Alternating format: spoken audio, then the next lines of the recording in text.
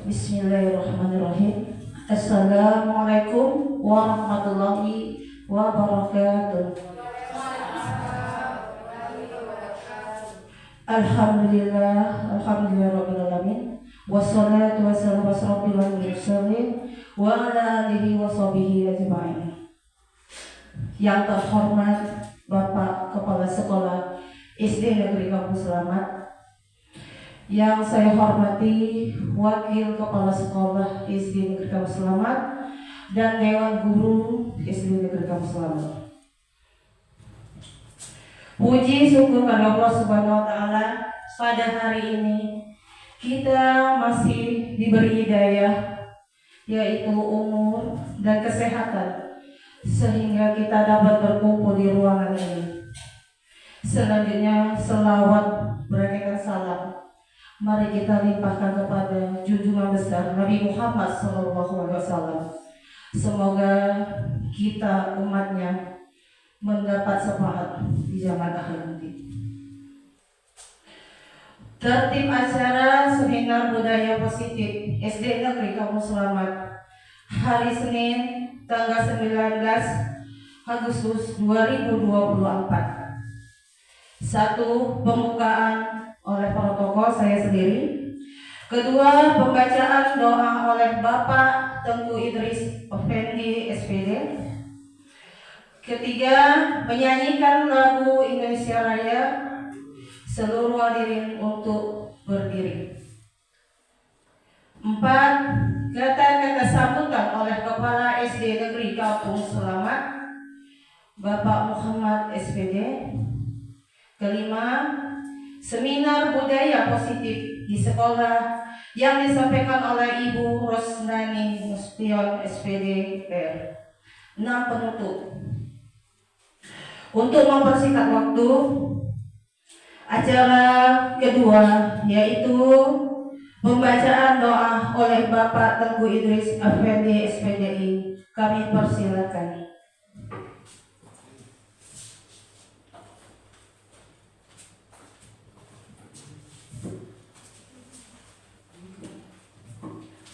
Assalamualaikum warahmatullahi wabarakatuh. A'udzu billahi minasyaitonir rajim. Bismillahirrahmanirrahim. Alhamdulillahi rabbil alamin. Allahumma shalli wa sallim ala sayyidina Muhammadin wa ala alihi wa sahbihi ajma'in.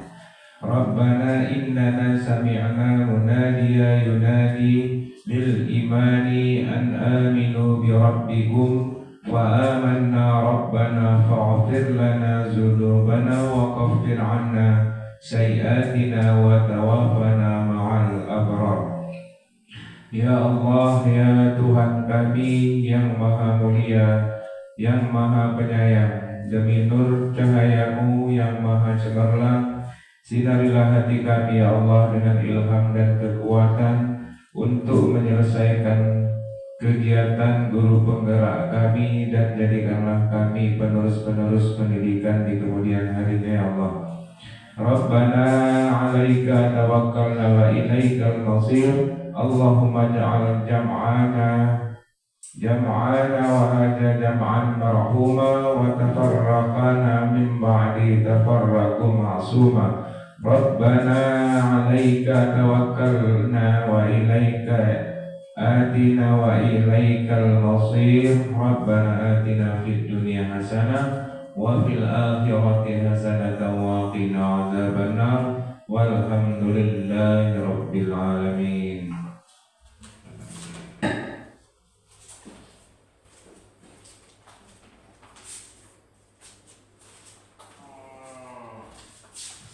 Terima kasih kepada Bapak. Yang ketiga yaitu menyanyikan lagu Indonesia Raya. Seluruh hadirin untuk berdiri.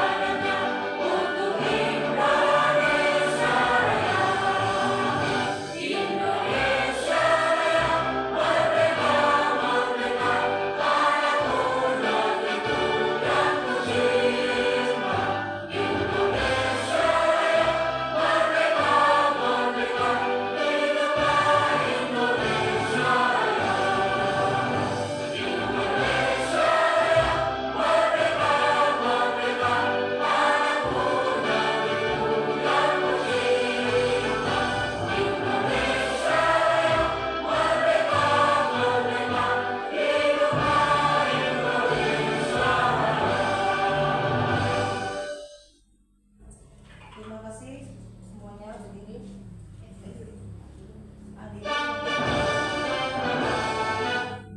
Untuk hadirin, silakan duduk kembali.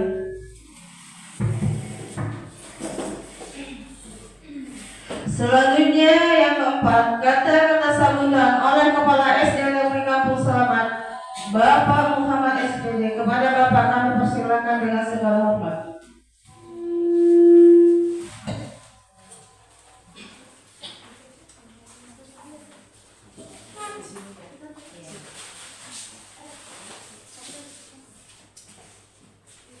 Assalamualaikum warahmatullahi wabarakatuh.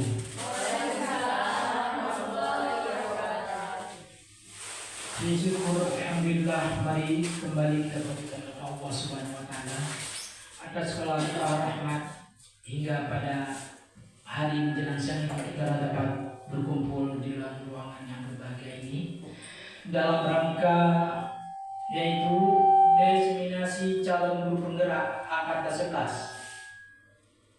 11, yaitu pada acara seminar budaya profil di sekolah.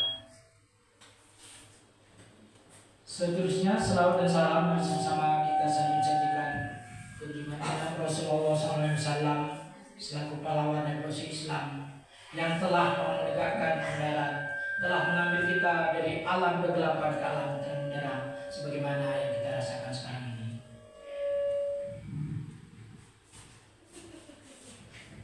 Yang saya hormati Ibu Wakil Kepala Sekolah dan yang saya hormati seluruh Dewan Guru peserta seminar yang telah berhadir pada hari ini. Bapak-bapak, Ibu yang saya hormati, sungguh berbahagia pada hari ini salah satu calon guru penggerak kita telah mengadakan acara seperti ini. Ini adalah maksud yang pertama sebagai program dalam rangka mengikuti guru penggerak. Namun bagi teman-teman yang lain, jangan menganggap ini adalah sebagai pekerjaan yang memberatkan bagi kita, karena inilah yang seharusnya kita laksanakan. Yang alhamdulillah pada hari ini saudara kita Rosnani Setio telah bergerak di sedang ini, dan mudah-mudahan bagi teman-teman lain juga akan mengikuti jejak Ibu Rosni. Kenapa? Karena itu barangkali telah merupakan program yang wajib untuk diikuti oleh semua guru kita. Apalagi yang masa kerjanya masih lama. Karena kenapa? Dulu pernah pengalaman kita waktu sertifikasi. Di angkatan pertama sertifikasi itu hanya cukup dengan portofolio yang isinya di dalamnya itu barangkali masih bisa lah otak-atik oleh sebagai pembuat. Namun angka sertifikasi angkatan pertama semua pun yang penting administrasi telah dilengkapi. Keberikutnya agak rumit dan sampai sekarang lebih rumit, padahal itu kebutuhan kita. Juga begitu guru penggerak ini, karena program pemerintah dalam menjalankan guru penggerak ini harus dilaksanakan oleh semua ASN yang bergerak di bidang pendidikan dengan mungkin secara bertahap. Ini adalah angkatan ke-11. Oleh karenanya saya selaku kepala sekolah sangat berterima kasih kepada Bu Rosnani yang telah berusaha sekarang untuk bergerak di bidang guru penggerak ini, dan kepada teman-teman berikutnya dengan sangat memohon kepada teman-teman agar bisa mengikuti jejak berikutnya. Mana tahu kalau nanti itu merupakan kewajiban, lagi mudah kita laksanakan. Lagi ada kesempatan yang pertama inilah yang harus kita gunakan. Keberikutnya, di mana hari ini teman kita yang pertama telah melaksanakan, jadi pengalaman bagi kita apa yang harus dilaksanakan, dan juga bagi teman kita ini jadi sebagai panutan bagi kita nanti di dalam kita menjalankannya. Barangkali ada yang terbentur dalam teknik pelaksanaannya, ada tempat kita bertanya. Namun hari ini kita selaku teman untuk menyesuaikan teman kita, kerjasamalah yang sangat penting. Dan ini saya selaku kepala sekolah sangat berterima kasih kepada teman-teman yang telah bekerja sama dengan baik sehingga terlaksana acara pada hari ini yang sedemikian rupa. Setiap yang dilakukan di dalam guru penggerak ini adalah semata-mata demi anak didik kita. Karena ilmu yang kita dapati bukan kita tidak ada ilmu, barangkali memang sudah banyak yang kita dapati. Namun sekarang yang harus kita laksanakan adalah tinggal kita mengisi sesuai dengan perkembangan zaman. Mungkin zaman dulu kita masih bisa hanya dengan cara mengajar, mungkin cara membaca A diikuti oleh anak. Tapi sekarang ini mungkin metodenya sudah berubah dan kita harus ikuti sesuai dengan perkembangan zaman. Dulu tidak mengenal teknologi. Sekarang alhamdulillah kita telah mengenal teknologi walaupun kadang-kadang kita masih tinggal dengan teknologi. Kalau kita sadari juga yang bahwa teknologi ini sangat memudahkan bagi kita. Yang penting kita menguasai cara menggunakannya. Sedangkan bahan-bahannya seperti yang dipaparkan kemarin oleh pengawas kita, hanya dengan tahu seperti itu bisa banyak bahan yang bisa kita dapati di situ. Tinggal kita klik yang pertama judul yang sesuai, yang pas, kemudian isinya akan keluar sendiri tanpa kita yang memikirkannya lagi. Tinggal kita mengambil mana yang cocok dengan bahan kita. Itu kan sangat memudahkan. Oleh karenanya, saya mohon juga kepada teman-teman, jangan bosan untuk belajar teknologi itu. Mudah-mudahan di antara teman kita ada yang telah menguasai, juga tak akan pelit ilmunya untuk memberikan kepada kita. Yang penting kita sering membuka mana kendala kita bertanya. Nah ini yang penting. Dan kita rasakan kepentingan itu seperti di PMM kita. Untung kita masih ada teman kita yang masih membantu. Namun kan tidak mungkin kita harus mengharap bantuan terus. Oleh karenanya ke depan ini mudah-mudahan kita pun masing-masing secara keseluruhan sudah bisa. Walaupun ada kendala nanti baru kita tanyakan. Gak enak juga kita tanyakan dari awal ya. Di laptop gimana cara buka laptop, cara hidupinnya. Kan gak mungkin juga lagi. Tapi di mana kendala tentang teknik itu yang perlu kita bertanya. Kemudiannya lagi tentang guru penggerak yang telah diikuti oleh Ibu Rosnani Nasution ini adalah merupakan langkah yang bagus sebagai promosi juga sekolah kita, karena hampir semua sekolah memiliki guru penggerak. Malah ada juga lagi beberapa sekolah yang ada kepala sekolah penggerak. Enak loh jadi kepala sekolah penggerak, dapat bantuan besar. Ibu buat RPP aja bisa dikira dengan dana guru penggerak itu. Karena memang dana alokasi khusus dana untuk sekolah penggerak. Kemudian bagi sekolah-sekolah yang ada guru penggerak yang diwacana ke depan, nah dari calon-calon kepala sekolah sekarang yang berikut adalah dari guru penggerak. Enak kan? Tak perlu bermacam-macam lagi dengan ada guru penggerak. Barangkali nanti salah satu juga cara barangkali untuk kita seperti ibu-ibu kan udah lama kerja sini, tentu itu yang jauh pasti ada kepingin kalau bisa ibu putri pindah lah, apalagi dengan kondisi sekarang ini. Wacana untuk pindah guru penggerak sekarang ini pada jadi dapat pelaksanaan otomatis pasti pindah.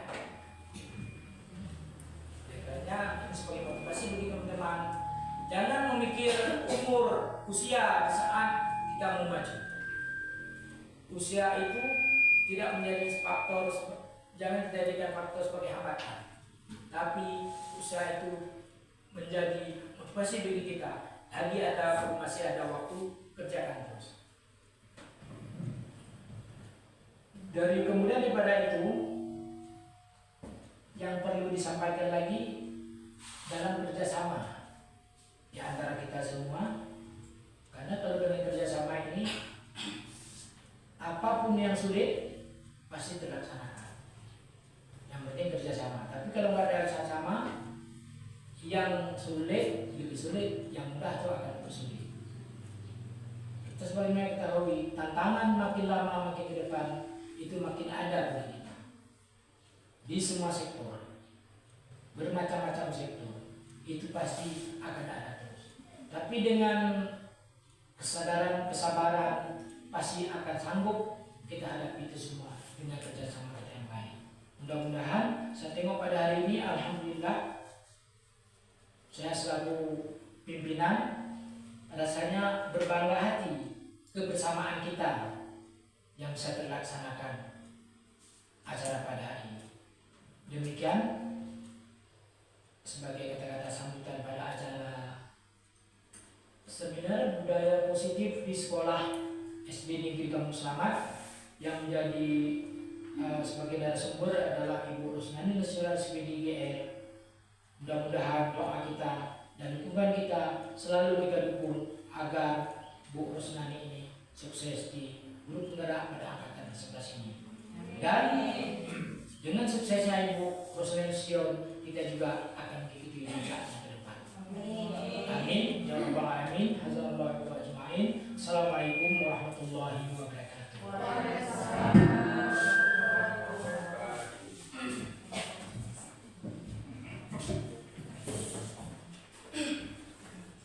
Terima kasih kepada Bapak Kepala Sekolah.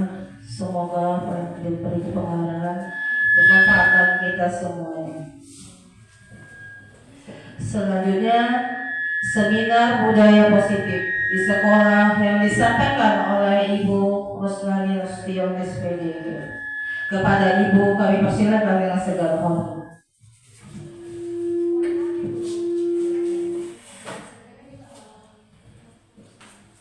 Bismillahirrahmanirrahim. Assalamualaikum warahmatullahi wabarakatuh.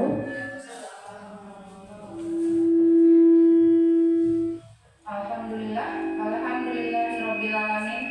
Wassalatu wassalamu ala asrofil anbiya'i wal mursalin wa ala alihi washabihi ajmain.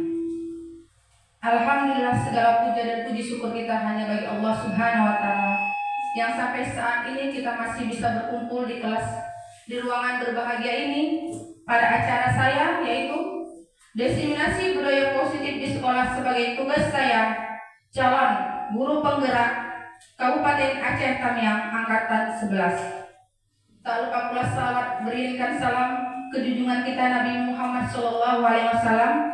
Semoga kita kelak mendapat syafaatnya di yaumil mahsyar. Amin ya rabbal alamin. Yang terhormat Bapak Kepala Sekolah SD Negeri Kampung Selamat, Bapak Muhammad SPD, beserta Ibu Wakil Kepala Sekolah. Yang saya hormati Bapak dan Ibu Dewan Guru serta staf SD Negeri Kampung Selamat yang dapat hadir pada acara diseminasi seminar budaya positif di sekolah ini. Pertama-tama saya mengucapkan terima kasih yang sebesar-besarnya tak dapat saya utarakan dengan hati. Tapi semoga Allah Ta'ala membalas jasa serta peran kolaborasi dan partisipasi aktif dari Bapak Kepala Sekolah, Ibu Wakil Kepala Sekolah, Bapak dan Ibu Dewan Guru untuk kegiatan saya pada hari ini. Harapan terbesar saya adalah semoga kegiatan seminar budaya positif di sekolah ini dapat memberikan pencerahan baru bagi kita, dapat memberikan ilmu serta pengalaman baru bagi kita Bapak dan Ibu Guru untuk menerapkan pelaksanaan pembelajaran kita yang sekarang ini adalah berpusat pada murid. Oleh sebab itu, izinkan saya mempresentasikan seminar budaya positif di sekolah ini. Dan harapan kedua saya yaitu semoga setelah perjuangan saya di calon guru penggerak Angkatan 11 Kabupaten Aceh Tamiang ini, saya berharap dan berdoa semoga ada Bapak dan Ibu guru lainnya dari SD Negeri Kampung Selamat ini yang lulus calon guru penggerak angkatan selanjutnya. Amin. Bapak dan Ibu, dalam pendidikan guru penggerak yang telah saya lakukan, yang telah saya jalani, saya baru berjalan pada tahap modul 1 Bapak dan Ibu. Dan alhamdulillah pada modul 1 ini, tepat pada modul 1 kami belajar 1.1 tentang filosofis pendidikan Ki Hajar Dewantara. Kemudian modul 1.2 tentang nilai dan peran guru penggerak. Serta pada modul 1.3 visi guru penggerak yang kemarin alhamdulillah pada PI 2 saya telah presentasikan tentang visi sekolah. Alhamdulillah, terima kasih Ibu juga sudah berperan aktif pada kegiatan tersebut. Nah, kali ini saya pada titik modul 1.4 Ibu, yaitu budaya positif di sekolah. Izinkan saya memperkenalkan diri. Berikut adalah Bapak dan Ibu yang mendampingi kami pada saat pembelajaran. Dengan fasilitator Ibu Rizka Amalia SPD MPD, kemudian Bapak pengajar praktik Bapak Muhammad Ridwan. Bapak dan Ibu, apakah itu budaya positif di sekolah? Banyak pandangan dan pendapat Bapak dan Ibu. Sejatinya, budaya positif di sekolah itu adalah nilai-nilai, keyakinan-keyakinan, dan kebiasaan-kebiasaan di sekolah yang berpihak pada murid untuk dapat menjadi pribadi yang kritis, penuh hormat, dan tanggung jawab. Apakah Anda, Bapak dan Ibu, setuju dengan pernyataan berikut ini? Yang pertama, hukuman dapat mendisiplinkan anak. Yang kedua, pemberian hukuman dengan hal positif seperti membaca atau membersihkan halaman sekolah dapat meningkatkan disiplin anak. Atau yang ketiga, memberi penghargaan dapat meningkatkan motivasi belajar anak. Mungkin sebagian akan berpendapat iya, atau mungkin sebagian akan berpendapat tidak. Mari kita pahami bersama-sama. Perubahan paradigma, Bapak dan Ibu. Coba saya mohonkan tangan kanan di kepala dan letakkan di atas. Saya mohonkan Bapak dan Ibu, ya, kita anggap Bapak dan Ibu telah merobek sebuah kertas dan Ibu Bapak tulis menjadi rahasia pribadi Bapak dan Ibu. Kertas itu robek dan Ibu letakkan di tangan kanan Bapak dan Ibu, kepal sekuat-kuatnya. Sekuat-kuatnya. Lalu hadirlah seseorang, si B. Dengan segala daya dan upaya dia memohon, bahkan merengek, bahkan mengancam, ataupun menggunakan kekuatan apapun berusaha untuk membuka tangan yang Bapak kepal, Bapak dan Ibu kepal yang berisi rahasia. Apa yang terjadi Bapak dan Ibu? Boleh letakkan kembali tangan Bapak dan Ibu. Sudah Ibu rasakan dan Bapak rasakan, nanti akan kita tanyakan kembali. Perubahan paradigma stimulus respon terhadap teori kontrol yang berkaitan dengan tangan yang Bapak Ibu kepal. Siapa sesungguhnya yang memilih kontrol? Berdasarkan prinsip stimulus respon, stimulus itu tindakan, respon itu apa yang kita lakukan. Kita mencoba mengubah orang agar berpandangan sama dengan kita. Tangan yang Ibu kepal berusaha dibujuk supaya dibuka. Saya ingin tahu, penasaran saya. Kalau teori kontrol, kita berusaha memahami pandangan orang lain tentang dunia. Ibu Lili dengan susah payah menyimpan rahasia itu, tidak ingin tahu siapapun. Tapi Ibu Dede menghargai karena dia tidak mau membukanya. Itu kalau teori kontrol, paham yang kita anut.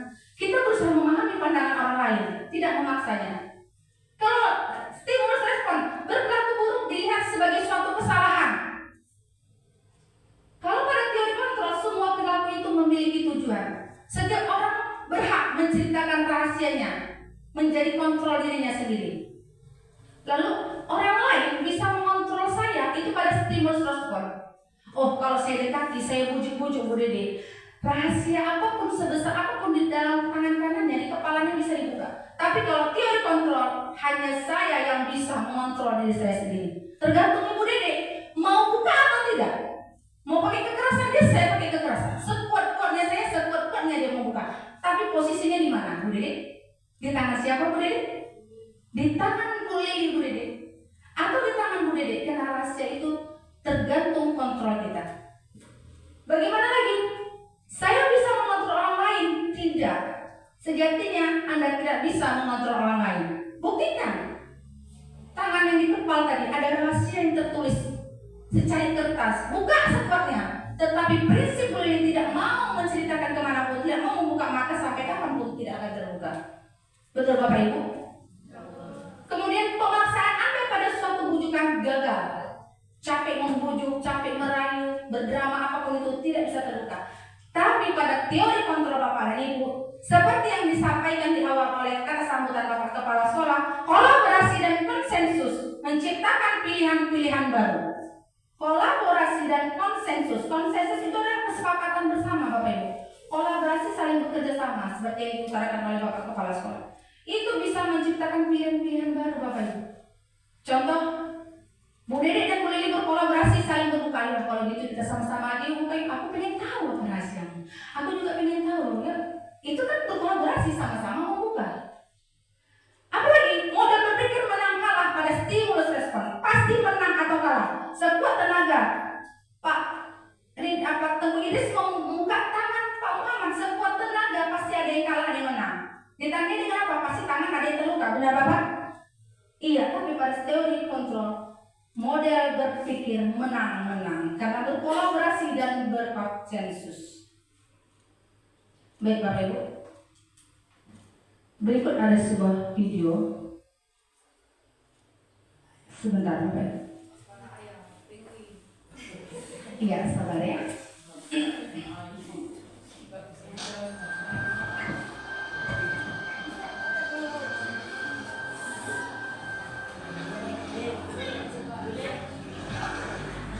Coba simak Bapak Ibu. Apa yang akan terjadi?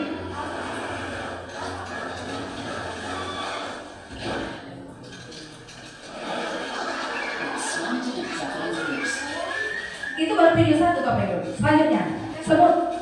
Betapa kecilnya semut Bapak dan Ibu. Ingat apa yang terjadi?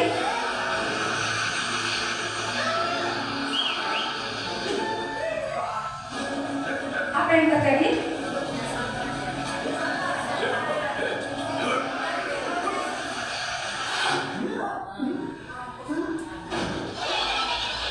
Menang Bapak Ibu. Dan apa yang terjadi? Kita lihat kepiting kecil.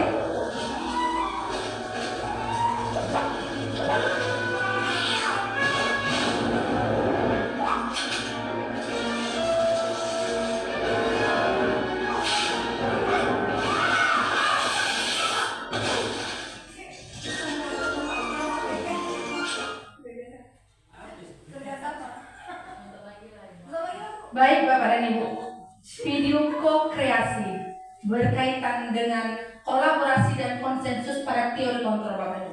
Tidak ada yang tak mungkin kalau bekerja sama, berkolaborasi. Tapi ada kata mufakat, tujuan dan arahnya kemana.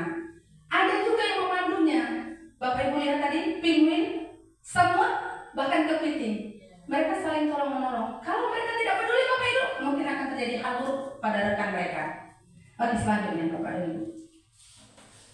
Pada pembelajaran budaya positif ini Bapak Ibu, yang pertama dibahas adalah disiplin positif dan nilai-nilai kebajikan universal. Apakah mana disiplin Bapak Ibu? Mungkin banyak pendapat. Namun pada dasarnya disiplin itu berasal dari kata disiplin yang artinya belajar. Belajar, bukan peraturan. Makna asal dari kata ini berkonotasi dengan disiplin diri atau murid-murid menurut pendapat dari filosof Socrates dan Plato. Disiplin diri membuat orang menggali potensinya menuju sebuah tujuan, apa yang dia hargai, apa yang akan dia raih. Namun dalam budaya kita, makna kata disiplin ini telah berubah menjadi suatu yang dilakukan seseorang pada orang lain untuk mendapatkan kepatuhan. Kecenderungan umum adalah menghubungkan kata disiplin dengan ketidaknyamanan, bukan dengan apa yang kita hargai atau pencapaian suatu tujuan mulia. Lalu nilai-nilai kebajikan universal itu yang bagaimana Bapak dan Ibu? Nilai-nilai kebajikan universal itu adalah sifat-sifat positif manusia yang merupakan tujuan mulia yang ingin dicapai di setiap individu. Nilai-nilai tersebut bersifat universal, lintas bahasa, suku, bangsa, agama, ataupun latar belakang. Yang pertama cakupannya, setiap perilaku atau perbuatan memiliki suatu tujuan menurut Dr. William Glasser pada teori kontrol tahun 1984. Yang kedua, Dengan mengaitkan nilai-nilai kebajikan yang diyakini seseorang, maka motivasi intrinsipnya akan terbangun sehingga menggerakkan motivasi dari dalam untuk dapat mencapai tujuan mulia yang diinginkan. Menurut Glenn Grayson 1998. Namun ada nilai-nilai yang kita miliki Bapak Ibu untuk setiap anak Indonesia yang kita kenal dengan profil pelajar Pancasila. Yang pertama, beriman bertakwa kepada Tuhan Yang Maha Esa dan berakhlak yang mulia. Yang kedua, mandiri, bernalar kritis, berkebinekaan global, gotong royong, dan kreatif. Inilah nilai yang kita harapkan bagi peserta didik kita, apalagi sekarang di kurikulum Merdeka Bapak Ibu. Pada materi selanjutnya yaitu tentang teori motivasi, hukuman, penghargaan, dan restitusi. Ini sangat penting. Apa itu Ibu? Teori motivasi perilaku manusia ada 3. Yang pertama, untuk menghindari ketidaknyamanan atau hukuman. Kalimatnya, apa yang akan terjadi apabila saya tidak melakukannya? Itu termasuk motivasi eksternal atau motivasi yang timbul dari luar diri murid. Yang kedua, untuk mendapatkan imbalan dari orang lain atau institusi. Kalimatnya apa? Apa yang akan saya dapatkan apabila saya melakukannya? Itu juga termasuk motivasi eksternal. Dan yang ketiga, untuk menghargai diri sendiri. Saya akan menjadi orang yang seperti apa bila saya melakukannya? Itulah yang merupakan motivasi internal, tujuan disiplin positif. Timbul pertanyaan dari dalam diri sendiri, bukan dari orang lain, bahwa saya akan menjadi orang seperti apa apabila saya melakukannya. Contoh perbuatannya Bapak dan Ibu. Untuk menghindari ketidaknyamanan atau hukuman, mungkin pernah kita lakukan dan saya juga pernah melakukannya. Yang pertama itu contohnya, murid piket karena takut mendapatkan hukuman agar tidak dihukum karena tidak piket kelas. Contoh lain, murid takut tidak mengerjakan PR karena diberi hukuman. Segala bentuk hukuman itu termasuk motivasi eksternal, bersifat sementara, tidak akan pernah tetap, namun memiliki efek yang berat bagi peserta didik. Mereka bisa marah, mereka bisa dendam, bahkan mereka bisa berbohong demi menghindar sebuah hukuman. Yang kedua, untuk mendapatkan imbalan atau penghargaan dari orang lain. Saya juga pernah melakukannya Bapak Ibu. Contohnya apa? Jika saya bisa menjawab ini dalam hati murid, saya akan, apalagi mendapat jumlah soal yang paling banyak benar saat ujian, saya akan mendapatkan hadiah. Kenapa? Karena gurunya mengatakan seperti, anak-anak, ujian dengan baik anak-anak. Nanti nilai tertinggi akan ibu kasih hadiah. Contoh lain apa? Anak-anak, kita buat sistem kelas seperti ini. Siapa yang paling aktif menjawab pertanyaan ibu dapat stiker bintang. Itu motivasi eksternal dari luar, bukan dari dalam diri peserta didik. Oh ya, aku giat belajar. Tapi setelah dia naik ke kelas, anak yang aktif di kelas kita dulu dengan sistem yang kita buat seperti ini berbeda dengan kelas selanjutnya. Nggak mau belajar, nggak dapat hadiah. Kalau jawabannya nggak dapat hadiah, pokoknya nggak mau. Atau biasa aja. Oh nggak enak, nggak dapat stiker bintang. Itu tetap termasuk motivasi eksternal. Itu salah contohnya. Kemudian yang ketiga, untuk menjadi seseorang yang merasa diinginkan dan menghargai diri mereka sendiri. Kalimat apa yang muncul? Jika saya sungguh-sungguh dalam belajar, maka saya pasti akan bisa. Nah, inilah yang tugas kita lakukan Bapak dan Ibu. Motivasi internal murid yang harus kita bangun. Bagaimana caranya? Apakah dengan metode pembelajaran? Oh, saya harus belajar. Hari ini Ibu tuh dengan model pembelajarannya seperti ini. Oh, hari ini kami belajar di kelas, nggak di dalam aja. Oh, hari ini kami ada gunting-gunting, nempel-nempel kertas. Oh, hari ini kami menayangkan video dengan Ibu. Akhirnya dia mereka bersungguh-sungguh. Dan kalau bersungguh-sungguh, maka hasil yang mereka dapat adalah hasil dari motivasi internalnya. Begitulah Bapak Ibu. Tugas kita sebagai guru sekarang. Oke, selanjutnya Bapak Ibu, hukuman dan restitusi.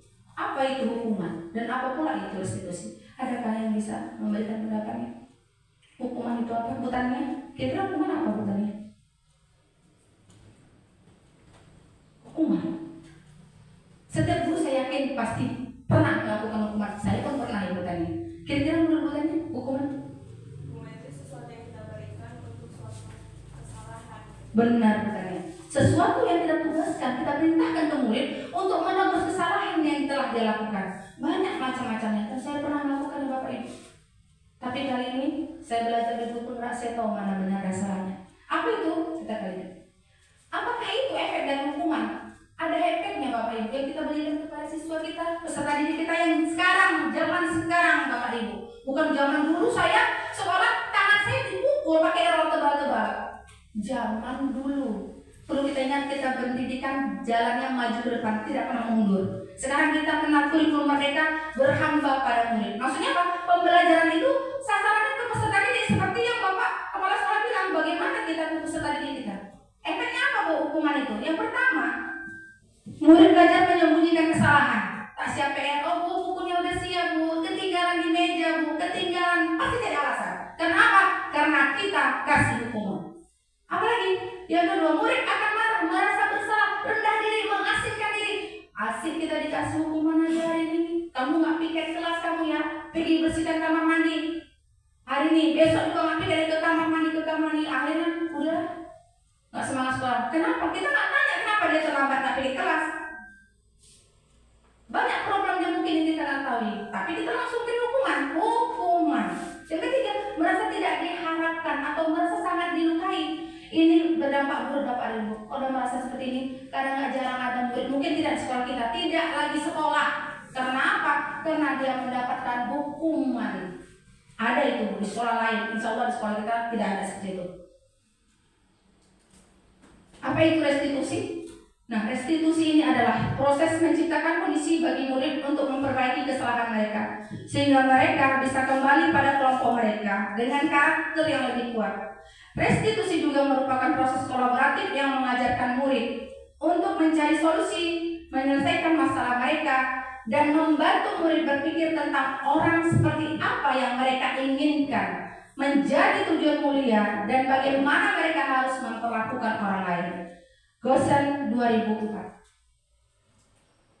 Apa itu ciri-ciri restitusi? Ada 9 Bapak Ibu. Yang pertama, bukan untuk menebus kesalahan, namun untuk belajar dari kesalahan. Hukuman sejatinya adalah menebus kesalahan, tapi restitusi kita mencari solusi, belajar dari kesalahan. Yang kedua, memperbaiki hubungan Bapak Ibu, memberi kepercayaan kembali ke murid. Coba beri kepercayaan, apa yang akan dilakukan? Tawaran, bukan paksaan. Solusi apa yang bisa kamu lakukan untuk menyelesaikan masalah? Itu sebuah tawaran. Bukan, kamu harus melakukan keliling lapangan atau bersihkan kamar mandi. Restitusi menuntut untuk melihat ke dalam diri peserta didik bahwa dia adalah seorang anak. Restitusi mencari kebutuhan dasar yang mendasar tindakan. Setiap anak memiliki kebutuhan dasar masing-masing yang berbeda-beda. Yang keenam, restitusi diri adalah cara yang paling baik. Yang ketujuh, restitusi fokus pada karakter, bukan tindakan, karakter yang akan dibina. Yang kedelapan, restitusi fokus pada solusi. Dan yang terakhir, restitusi mengembalikan murid yang bersalah pada kelompoknya menjadi lebih baik lagi. Restitusi itu memiliki 3 tahapannya. Yang pertama, proses menciptakan kondisi bagi murid untuk memperbaiki kesalahan mereka.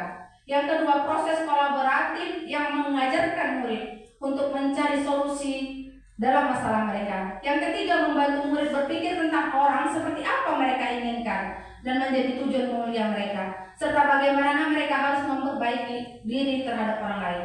Ini contoh kegiatan yang saya lakukan Bapak Ibu, restitusi terhadap kasus siswa saya. Yang pertama, kepada siswa Michaela yang mencoret buku temannya. Yang kedua, kasus pada Al-Bais yang tidak piket kelas. Segitiga restitusi yang kita ingin kenal pada proses restitusi. Yang pertama, Ibu, menstabilkan identitas. Pertanyaan apa yang kita lakukan pada saat mereka mempunyai masalah? Setiap orang pasti pernah melakukan kesalahan. Itulah kita stabilkan dia. Kita kembalikan posisinya bahwa dia adalah seorang anak-anak yang belum tahu salah dan benarnya. Benarkah kita memberikan hukuman Bapak dan Ibu? Jawab dalam hati juga boleh Bapak dan Ibu. Yang kedua, kamu bukan satu-satunya yang pernah melakukan ini. Ibu dulu juga pernah melakukannya. Ibu juga pernah datang terlambat. Ibu juga pernah mencoret buku teman. Apa masalah mereka? Gali lebih jauh. Tapi tetap memposisikan, menstabilkan identitasnya. Lalu masuk ke memvalidasi tindakan yang salah. Kamu tentu punya alasan mengapa melakukan hal itu. Kita tanyakan, apa? Pasti ada alasannya, bukan maksud. Kenapa kamu cari buku temanmu? Iya bu, karena dia mencontek jawaban saya. Nah, dia punya alasan. Alasannya itu adalah suatu kebutuhan dasarnya. Masuk keputusan penguasaan. Bahwa saya jawabanku adalah kawan segamku. Mungkin selama ini mereka contohkan. Lalu yang kedua, adakah yang lebih efektif untuk mendapatkan apa yang kamu butuhkan anak ibu? Kita tanyakan. Bertanya sama dia. Dia kan berpikir, kira-kira benar atau salah perbuatan itu. Betul belum? Benar atau salah? Dia kan sadar. Walaupun teman salah, kenapa harus ikut salah? Kan begitu kan Bu Sri? Bu Fitri kan? Itu aja kita pada validasi tindakan salah. Hingga dia sendiri menentukan, oh iya, salah. Walaupun dia tahu temannya salah. Tapi dia ikut berbuat salah. Kemudian pada titik yang ketiga, yaitu menanyakan keyakinan. Disinilah kuncinya Bapak Ibu. Keyakinan kelas apa yang telah kita sepakat? Makanya ada hal kebaikan-kebaikan kelas itu ya keyakinan Bu Didi. Keyakinan apa? Kalimat-kalimat positif apa yang kita terapkan? Untuk anak itu bukan merasa diatur, tapi dia, oh iya, kita saling menghargai contohnya. Keyakinan itu banyak. Kemudian kamu ingin menjadi orang seperti apa? Setelah dia tahu, baik Bu, saya salah. Jadi apa yang harus kamu lakukan anak ibu? Saya akan minta maaf. Kata Mika ke Jenita. Baik anak ibu. Kapan menemukannya? Jadi dia menemukan solusi terhadap masalah mereka sendiri. Itulah restitusi, berperan kolaborasi antara guru dan siswa. Bukan menghukum, tapi memberikan solusi setiap masalah mereka. Nah, pada pembelajaran yang ketiga kami mempelajari tentang keyakinan kelas. Mungkin Bapak Ibu sudah pernah dengar keyakinan kelas, kesepakatan kelas? Ya. Mengapa tidak peraturan saja? Mengapa harus keyakinan kelas? Yang pertama, mengapa kita memiliki peraturan harus menggunakan helm jika mengendarai kendaraan roda 2? Kenapa Bapak Ibu pakai helm?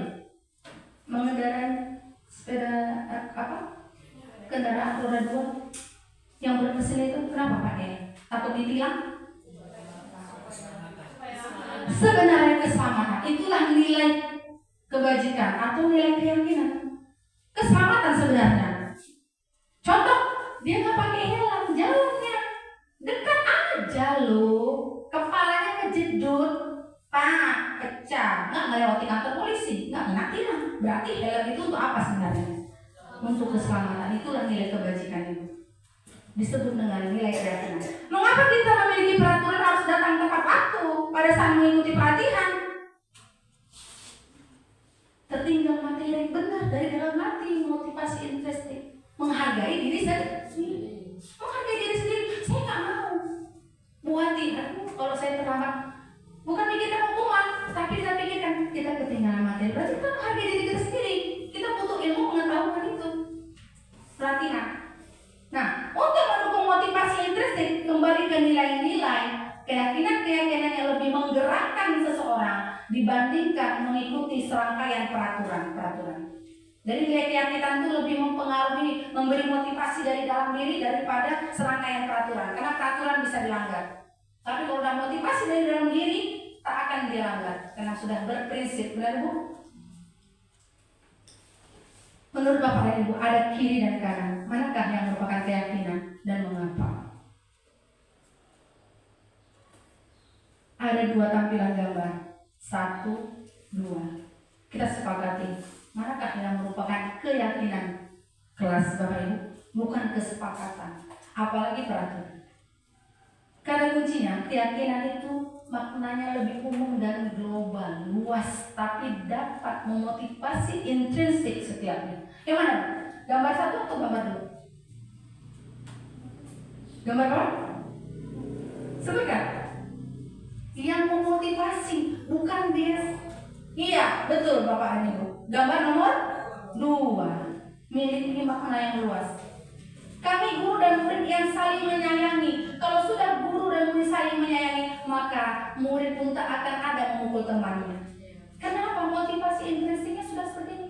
Keyakinannya, hatinya sudah yakin bersama-sama. Pasti kan, Bulin?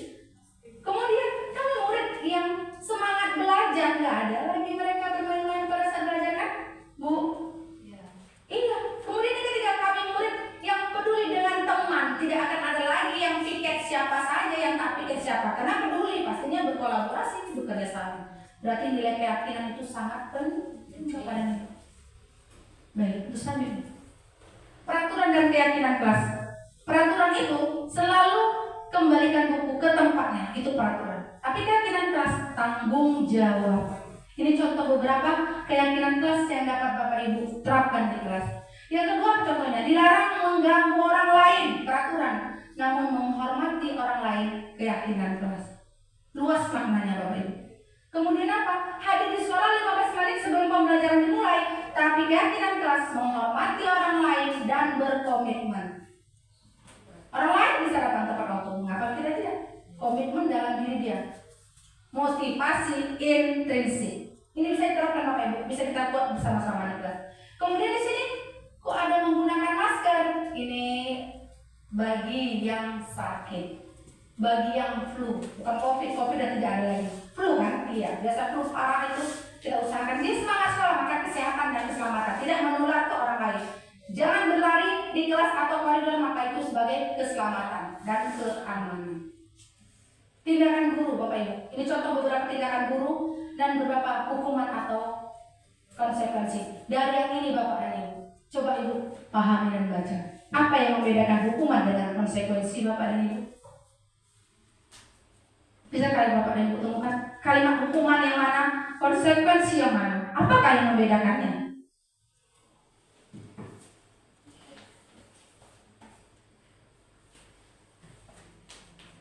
Hukuman cenderung memberikan perintah yang tidak ada kaitannya dengan kesalahan yang dia lakukan. Contoh, mencatat 100 kali di dalam buku kalimat saya tidak akan terlambat lagi karena terlambat ke sekolah. 100 kali itu termasuk hukuman Bapak Ibu. 100 kalimat hendak ditulis berapa pelajaran yang dia tinggalkan. Kedua lari mengelilingi lapangan basket 2 kali karena terlambat hadir ke sekolah. 2 kali keliling basket. Kita nggak tahu problem apa yang dialami, tapi lari keliling 2 kali hukuman. Murid diminta untuk push up bahkan 15 kali karena tidak menggunakan masker contohnya. Atau lagi menggantikan kertas tugas teman yang karena dicoret, ini termasuk konsekuensi. Kenapa? Ada keterkaitan antara kertas tugas teman yang telah dicoret. Iya kan? Konsekuensi. Membersihkan tumpahan air di meja. Itu termasuk konsekuensi. Dan yang terakhir, mengapa ini? Lari mengelilingi lapangan basket 2 kali karena terlambat 10 menit untuk pelajaran PJOK, konsekuensi. Sedangkan lari yang di atas adalah hukuman. Gimana Bapak Ibu? Mengapa? Lari di atas. Ayo boleh buatkan Bapaknya. Karena kesalahan itu, ini nomor 2 juga kesalahan. Kenapa ini jadi hukuman? Kenapa ini konsekuensi? Bu Tani? Karena itu berhubungan dengan pelajarannya. Iya, saya bilang tadi Bapak dan Ibu, keterkaitan, konsekuensi itu ada keterkaitan. Tapi kalau hukuman tidak ada keterkaitan. Benar yang Bu Tani katakan, Bu Lili pun sudah benar, cuma kurang sedikit aja. Pelajaran PJOK, Bu, 10 menit seperti Ibu Maya kan, pasti ada pemanasan. Yang lain sudah lari 2 keliling lapangan, tapi dia juga tetap disuruh 2 kali keliling lapangan. Begitu Bapak Ibu. Jadi kita sudah paham Bapak Ibu untuk hukuman dan konsekuensi. Baik. Perbedaan hukuman dan konsekuensi itu beberapa ada kalimat. Salah satunya, sesuatu yang menyakitkan harus terjadi. Kalau konsekuensi, sesuatu memang harus terjadi. Hingga pada rasa marah, bersalah, dipermalukan, merasa tidak dihargai. Dan pada konsekuensi itu, kehilangan hak, dibuat tidak nyaman, diasingkan untuk sementara. Itulah konsekuensi. Ini kalau hukuman dengan konsekuensi. Bagaimana perbandingannya dengan restitusi Bapak Ibu? Menurut Bapak Ibu, yang manakah yang paling tepat? Antara hukuman, konsekuensi, restitusi dengan tahapan yang sama. Perhatikan di titik ini Bapak Ibu. Konsekuensi hanya pada titik netral. Kalau pada garis bilangan, titik netral itu berapa Bapak Ibu? 0. Semua cakupan ini, sesuatu harus terjadi tidak nyaman untuk murid, anak, untuk jangka waktu tertentu ini sampai ke bawah murid atau anak menghormati peraturan itu titiknya 0. Lalu bagaimana kalau dengan hukuman negatif Bapak Ibu? Mengarah kemana? Baik atau buruk? Negatif pastinya buruk. Mulai dari sesuatu yang menyakitkan harus terjadi, hukuman dia nggak terima tapi harus dilakukan karena hukuman. Siapa gurunya? Saya gurunya. Lari, terima hukuman, lari. Tidak ada kata bisa membela. Hukuman hingga kepada titik murid atau anak membenci peraturan. Benar kan Bapak Ibu? Saya pernah alami itu, dihukum. Sampai sekarang saya ingat gurunya. Rupanya hukuman itu memberikan efek yang tidak baik. Pikir kita ya terlaksana dengan baik, kelas kita bagus, rupanya efek yang tidak baik. Saya merasakan hukuman itu, Bu. Dan sekarang saya berdiri di sini. Bukan saya nggak pernah menghukum murid, pernah, bagus, pernah. Tapi semakin belajar saya makin mengerti. Konsepnya murid adalah anak-anak Bapak Ibu, sama seperti anak kita. Sudikah kita, terimakah kita anak kita dihukum di sekolahnya? Tidak, maka solusi yang tepat itu adalah restitusi dengan 3 tahapan tadi. Pertama, masih ingat Ibu? Validasi identitas, mengidentitaskan. Kedua, validasi tindakan yang salah. Yang ketiga, menanyakan keyakinan. Inilah yang merupakan hal positif. Mulai dari restitusi merupakan pilihan, kemudian menguatkan untuk murid atau anak dalam jangka waktu panjang. Mungkin nggak sekarang efeknya, Bu, tapi dia nanti setelah SMP dia berpikir, oh belum, Bu Winda, aku pernah lah, ngapain? Iya, Bu Winda pernah hukum aku. Lain cerita pergi lagi Bu Wati, oh ya aku dulu pernah seperti ini. Aku diapain? Ditanyain Bu Wati seperti ini, nah gini-gini. Rupanya Bu Wati pun pernah dulu nyontek sama kawan dulu waktu sekolah, dimarahin gurunya juga. Lalu tuh diapain? Ya aku kan punya keyakinan kelas, tapi menghormati orang lain. Kalau menyontek itu kan nggak menghormati orang lain, nggak menghargai diri sendiri, itu ada hukuman. Semoga Ibu bisa mengerti antara netral, negatif, dan positif. Selanjutnya Bapak Ibu, pada pembelajaran saya yang keempat, saya memperoleh ilmu tentang kebutuhan dasar manusia dan dunia berkualitas. Inilah yang kerap terjadi pada anak didik kita kalau kita mau pahami kasus mereka, termasuk kasus mereka yang tak pernah siap PR-nya. Salah satunya apa? Mereka mungkin tak punya orang tua yang punya waktu mendampingi belajar mereka. Benar Bapak Ibu? Sampai di sini atau pas lagi belajar dia tak kemana-mana cari perhatian gurunya. Pernah nggak Bu? Bu Fitri gitu datang-datangin Bulan, pernah nggak Bulan? Cari perhatian. Mungkin mama dan ayahnya sih mau bekerja di rumah nggak dapat kasih sayang. Bahkan ada yang mandi sendiri, bajunya kayak gimana nggak rapi. Apa kebutuhan dasarnya? Kita perhatikan Bapak. Kebutuhan dasar manusia ada 5. Yang pertama bertahan hidup. Contoh, kawan bawa bekal nasi, dia nggak bawa bekal, dia ambilnya makan dengan paksa. Enak kali kau ya. Dia nggak bawa bekal, Bu, dia juga mau makan, bertahan hidup. Kasus berantem. Lagi kasih sayang dan rasa diterima. Melender-lender aja datangin kita aja, rupanya dia kurang kasih sayang. Kemudian apa? Kebebasan. Merasa terintim, ditahan sama kawan atau masa apa, dia akhirnya memberontak, membalas kebebasan. Kesenangan Bapak dan Ibu, belajarnya bosan, nyanyi-nyanyi, gendang-gendang meja, ribut. Orang dia mau belajar yang senang. Anak zaman now loh, benar Bapak Ibu, kita ikuti. Kenapa? Karena mereka sudah pegang handphone di tangan. Maka kita guru juga harus belajar bersama.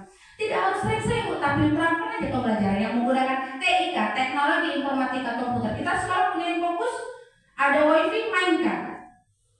Insya Allah anak-anak kita akan senang belajar bersama. Kemudian apa? Penguasaan terhadap diri mereka, Bapak Ibu. Jadi inilah kebutuhan dasar yang kerap kali menjadi masalah atau problem bagi peserta didik kita yang harus kita sikapi dengan sabar.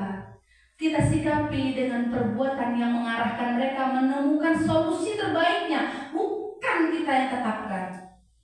Oh kalau gitu kamu seperti jangan, kita bawa alurnya. Seperti saya bilang, segitiga restitusi tadi. Yang pertama, menstabilkan identitas.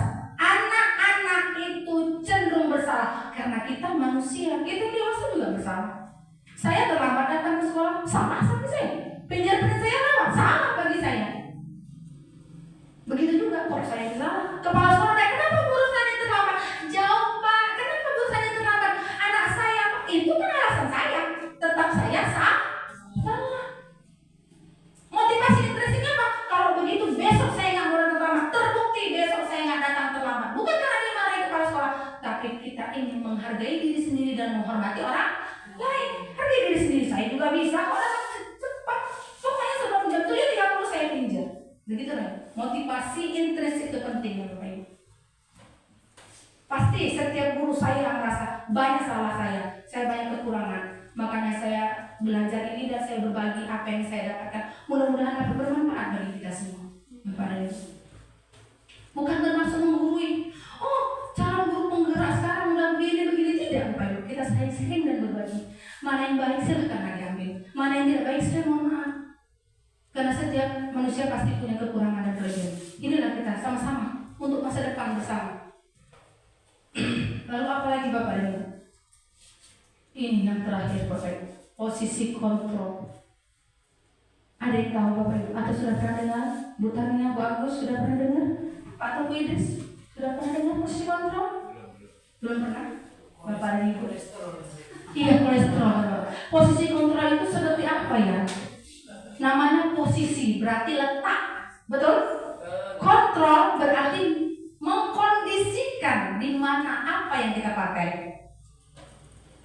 Bapak dan Ibu, ada yang mau? Kalau jaringan kita stabil, mungkin saya bisa langsung putar. Tapi untuk sementara kita tayangkan dulu seperti ini. Guru sebagai penghukum Bapak Ibu, saya pernah melakukannya. Bukan orang lain, saya pernah melakukannya. Kemudian guru sebagai pembuat rasa bersalah, saya juga pernah melakukannya. Tidak ada yang sempurna Bapak Ibu. Yang ada adalah guru yang mau belajar. Guru sebagai teman, saya juga pernah melakukannya. Apalagi kalau murid itu yang kita sayangi, ya. Apa kalimat teksnya? Nanti akan saya tampilkan Bapak Ibu. Tapi ini sebagai teman, apakah bagus? Juga tidak. Guru sebagai pemantau, saya juga pernah melakukannya. Saat di lapangan, mereka berbaris senang. Saya tahu, saya pantau yang mana dulu, saya panggil sebagai pemantau. Lalu yang mana? Guru sebagai manajer, saya kasih jempol saja. Penasaran nggak Bapak Ibu mau lihat videonya? Izin saya share videonya Bapak Ibu.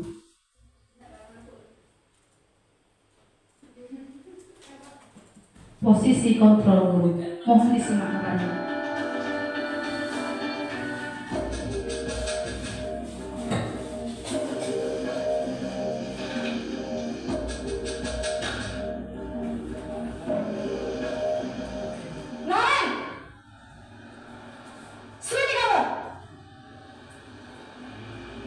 Selamat pagi, Bu. Selalu terlambat.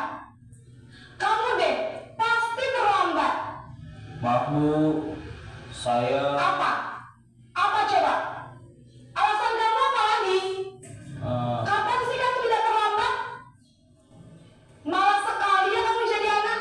saya Dasar pemalas. Gak kapok-kapok sih kamu. Sudah berapa kali terlambat? Sana, kamu keliling lapangan basket 2 kali. kenapa saya harus keliling lapangan basket, Bu? Kenapa? Kamu melawan ibu? Berani-beraninya jawab. Sudah terlambat, masih berani jawab pula. Sekarang, keliling lapangan basket 5 kali sekalian. Biar kapok. Cepat. Pergi sana ke lapangan basket.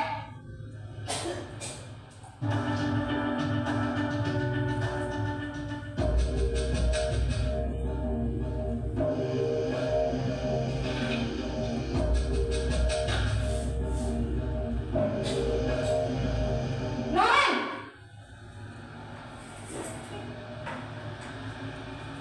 Selamat pagi, Bu.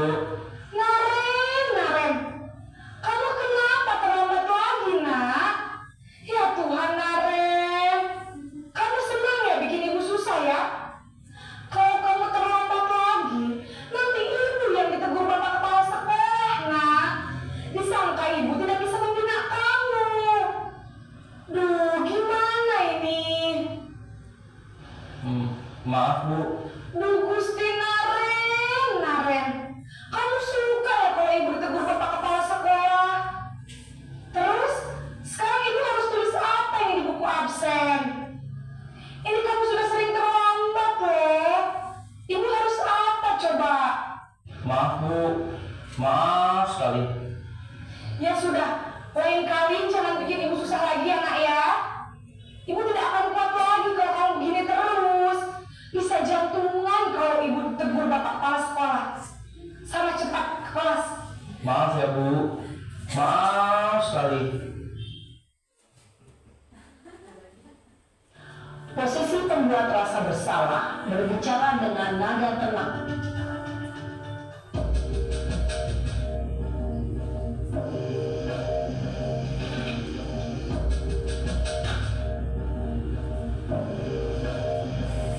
Naren!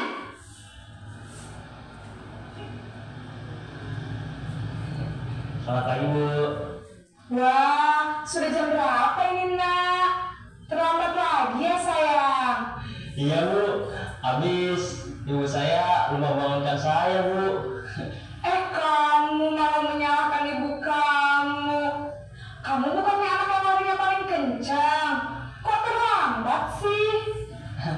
Iya Bu, saya memang terlambat bangun tadi.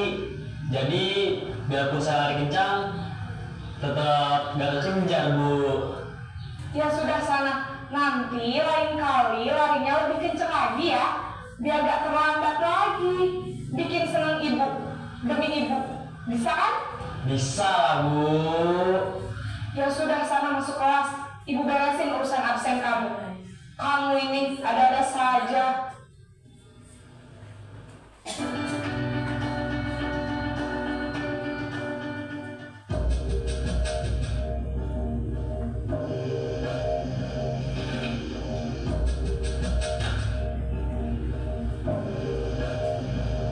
Naren!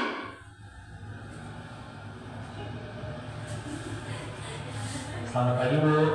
Naren, apa peraturan sekolah kita tentang jam berapa kita harus masuk sekolah, nak?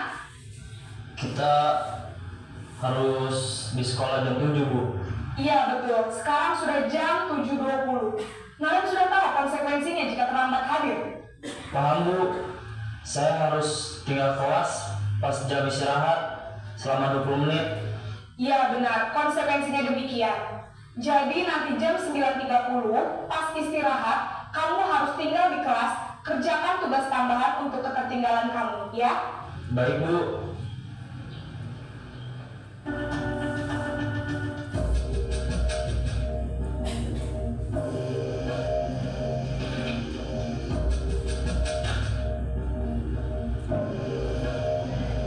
Naren! Bisa dibicara. Selamat pagi Bu. Selamat pagi Naren. Maaf Bu, saya terlambat. Iya, sekolah masuknya jam 7, sekarang sudah jam 7.20. Jadi sekarang bagaimana ini Naren? Maaf Bu, saya lupa setel alarm saya semalam. Baiklah, menurut kamu, keyakinan sekolah yang mana yang perlu kamu tingkatkan?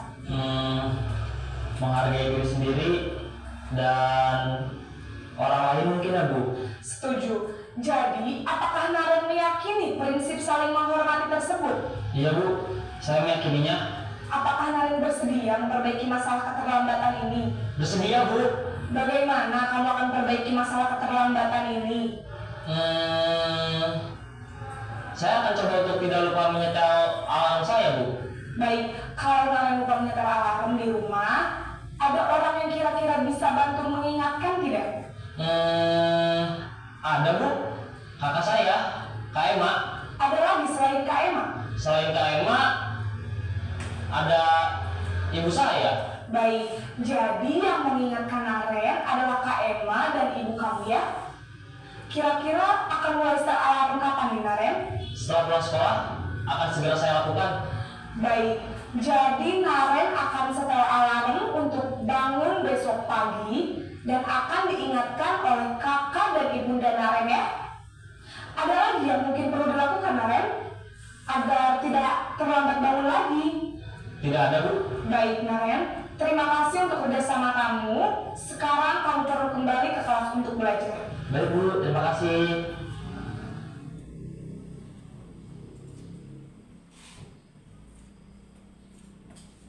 Baik Bapak Ibu, itu adalah video tentang si Naren. Untuk tidak ada kita Naren, ya kan Bapak Ibu?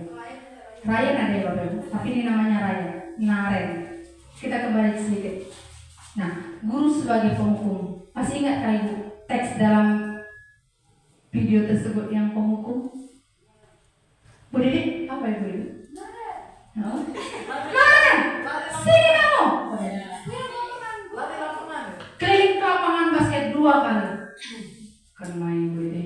Itu hukuman. Tepuk tangan buat Bu Dede. Berarti Bu Dede sudah paham. Termasuk hukuman. Bolehkah kita buat sekarang di sekolah kita Bu Dede? Jangan ya Bu Dede. Motivasi intrinsik. Kalau ini ekstrinsik. Baik, masih ingat berarti? Selanjutnya, guru sebagai pembuat rasa bersalah. Dari video tadi saya Bu Dede. Yang mana itu? Guru pembuat rasa bersalah. Bu Tania, Bu Agus, Bu Wulan, Pak Idris, Bapak Kepala Sekolah juga Bu. Pembuat rasa bersalah. Ada teksnya. Jangan putar lagi video 50 kali. Itu udah kedua kali. Sekali tadi ada pembuat rasa bersalah. Apa itu? Kelompok lembut tapi menusuk. Apa yang menusuk? Naren, kamu jangan begitu dong nak. Kalau kamu begitu, saya dimarahin kepala sekolah nak. Bisa jantungan ibu katanya. Apa tak bersalah? Kenapa dengar? Besok ibu tuh permisi karena keluarganya pesta dipikir si Naren sudah jantungan betul ibu itu. Bersalah nggak kan? Bisa bersalah. Di perjalanan itu, datangnya. Jangan-jangan betul-betul jantungan ibu itu. Itu dari video dari bapaknya. Kemudian guru sebagai teman Bapak Ibu. Yang mana kalimatnya? Bu Maya, masih ingat nggak sebagai teman? Lili, bagus. Iya, saking akrabnya kan bagus. Benar. Ya sudah saya masuk sana. Soal absen ibu yang saking akrabnya. Kenapa? Itu saya pakai Bu. Saya pernah berada di situ. Motivasi eksternal. Ya, saya begitu Bu Dede. Ya, nggak apa-apa. Masa saya ngurus. Saking lembutnya, saking akrabnya. Tapi tetap motivasi eksternal. Besok buat lagi dia apa katanya? Ibu tuh sayang sama Bu Agus sayang. Besok tanya, kenapa nak? Seperti itu. Kemudian apa? Guru sebagai pemantau. Ayo, ingatkan Bapak Ibu sebagai pemantau. Bu Lili, Bu Erni, pemantau yang mana? Bu Tania? Ada kalimatnya, memantau. Ya, kalimatnya apa? Kamu sudah terlambat. Kalau begitu, dipantaunya anak. Kamu harus melakukan konsekuensinya. Tinggal di kelas berapa menit? 20 menit untuk mencatat ketertinggalan. Kan memantau dia.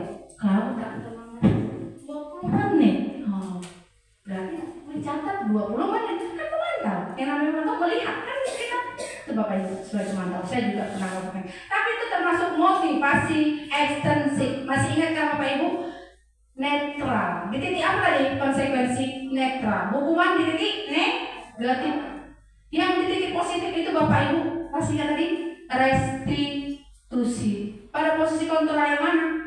Guru sebagai manajer. Saya kasih jempol. Sayangnya kita jaringan agak terganggu, maka saya pakai video yang sudah di-download. Bagaimana videonya tadi Bu yang sebagai manajer Bapak Ibu menerapkan restitusi, 3 segitiga restitusi. Pertama, menstabilkan identitas. Benar bagus. Menyadarkan diri lagi ke anak itu.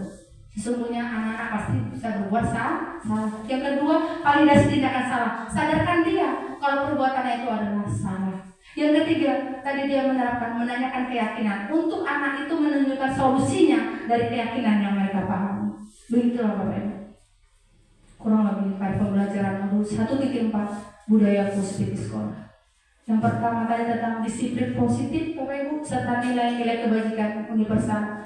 Yang kedua tadi Bapak Ibu tentang hukuman, restitusi, motivasi dan penghargaan. Yang ketiga tadi Bapak Ibu tentang keyakinan kelas. Yang keempat kebutuhan dasar manusia. Dan terakhir yang kelima ini tentang posisi kontrol guru Bapak Ibu. Setelah kita pahami sesi ini Bapak Ibu, adakah yang bisa memberikan tanggapannya? Ada 3 refleksi. Yang pertama, hal baru apa yang mengubah paradigma saya yang saya dapatkan? Adakah yang berkenan? Yang kedua, perasaan apa yang muncul selama mengikuti sesi ini?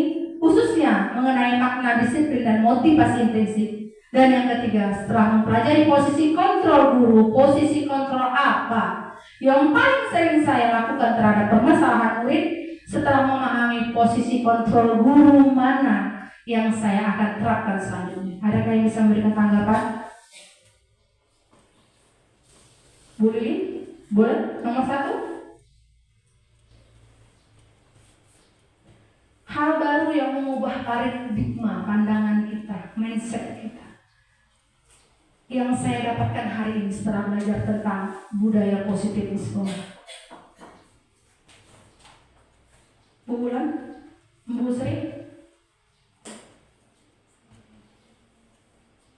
Yang jelas adalah mengubah cara kita menyikapi setiap masalah-masalah peserta didik. Karena setiap masalah peserta didik berkaitan erat dengan kebutuhan dasarnya sebagai manusia. Dan kita harus membantu mereka menemukan solusi sehingga kita bisa membedakan kita posisi kontrol mana yang tepat. Apakah hukuman, apakah konsekuensi atau restitusi yang akan kita rasakan.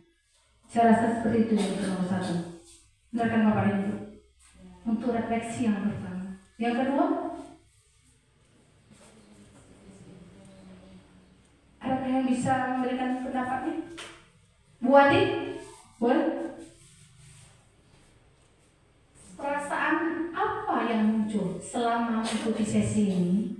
Khususnya mengenai makna disiplin dan motivasi intensif. Bu Indah coba boleh pakai mic.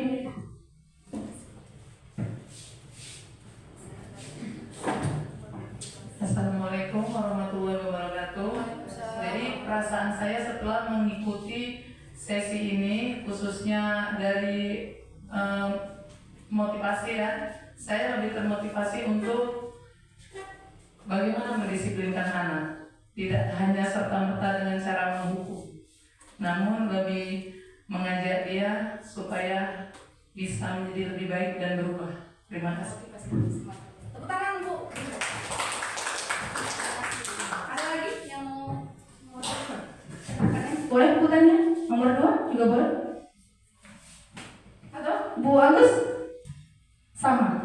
Iya, yang jelas yang Ibu Winda rasakan sama dengan yang saya rasakan pada mengikuti pendidikan modul 1.4. Yang pertama itu pastinya saya termotivasi. Apa yang harus saya lakukan? Karena setiap peserta didik ada masalah dan problemnya masing-masing. Kita akan berusaha memberikan solusi terbaik untuk peserta didik kita, yaitu tentunya menanamkan atau memicu motivasi dari dalam diri, bukan karena keterpaksaan.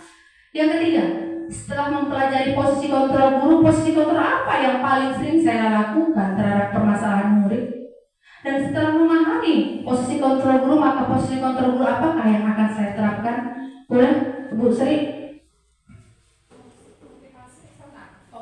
Posisi kontrol, ada penghukum tadi, ada yang terakhir manajer, yang paling sering pernah dilakukan yang mana? Penghukum kah? Dan yang akan diterapkan pastinya yang terbaik. Boleh berdiri Bu Sri, nggak apa-apa, boleh ya Mbak. Kita tidak ada Assalamualaikum warahmatullahi wabarakatuh. Yang sering saya lakukan itu posisi kontrol manajer. Sekarang sudah menerapkan, alhamdulillah. Tepuk tangan buat itu. Iya. Paling sering, kalau saya dulu ditanya memang paling sering saya menghukum Pak. Dan bertitik sekarang ke manajer, betul Bu Sri katakan. Harapannya pasti ke manajer. Di situ kita berusaha mencari solusi terhadap peserta. Gak ada manusia yang sempurna Pak. Ibu, yang ada hanyalah manusia yang ingin belajar. Setiap kita tahu, oh ada kebaikan-kebaikan. Setiap yang aku dengar, yang aku lihat, maka akan kuterapkan ke depan. Karena sejatinya, prinsip kita hidup adalah ingin menjadi orang yang bermanfaat dan beruntung. Ciri-ciri orang yang beruntung adalah orang yang hari ini harus lebih baik dari hari yang kemarin. Dan hari esok juga harus lebih baik dari hari ini. Harapan terbesar saya setelah Bapak dan Ibu mengikuti sesi ini, sesi seminar saya pada budaya positif di sekolah sebagai tugas diseminasi CGP Angkatan 11 SD Negeri Kampung Selamat Kabupaten Aceh Tamiang. Semoga sangat bermanfaat Bapak Ibu. Saya tidak bisa beri banyak. Inilah saya di titik 1.4 untuk modul 1 Bapak Ibu. Terima kasih untuk refleksinya. Ingatlah selalu Bapak Ibu bahwa posisi kontrol yang dibutuhkan peserta didik sekarang adalah posisi kontrol manajer dengan menerapkan restitusi, segitiga restitusi. Mohon tepuk tangan untuk kita semua yang hadir pada hari ini. Alhamdulillah. Bapak dan Ibu, saya punya video penutup. Masih mau nonton video Bapak Ibu? Izinkan saya share sebuah video Bapak dan Ibu sebagai penutup.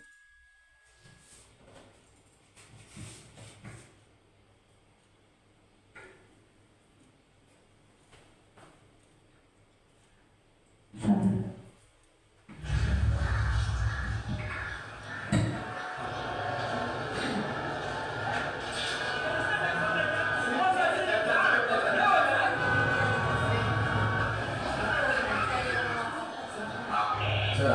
Perhatikan videonya, tapi ini yang apa yang tindakan lakukan?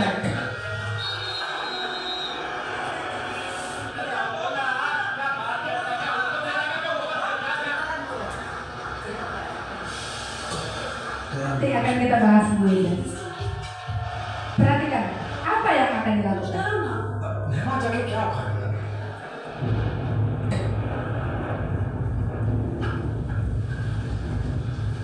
कैसी जाने बूंदे आई जाने कैसा दर्द लाई सामने क्या है ये तेरे क्यों रुका है तो बता दे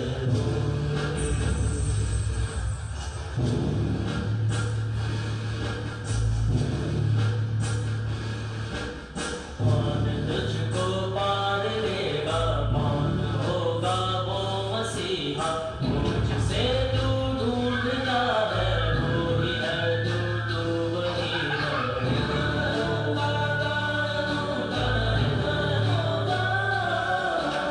तुझ में तेरा रास्ता है तुझ में तेरा है सहारा तू ही तुझको पार लेगा तू ही है तेरा किनारा तुझ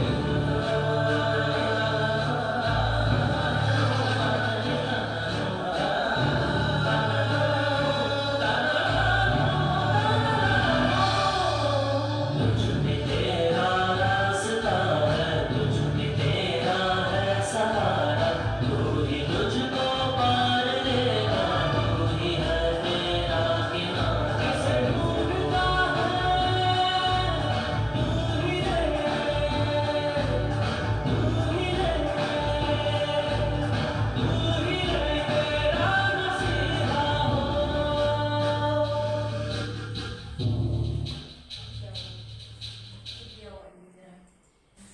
Bapak Ibu videonya.